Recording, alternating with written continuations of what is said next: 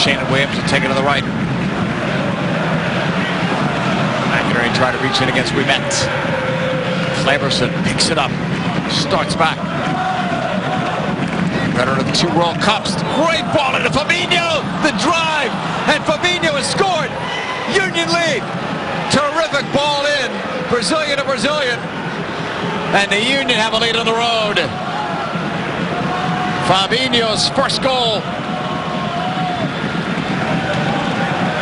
And JP, we just talked about the key for the Philadelphia Union, having and forcing turnovers from the Montreal Impact, and from there Kleberson picking his head up, driving at the defender, finding the run from Fabinho, finding that pass through the defenders, breaking down the back 4 of this very slow Montreal Impact back line.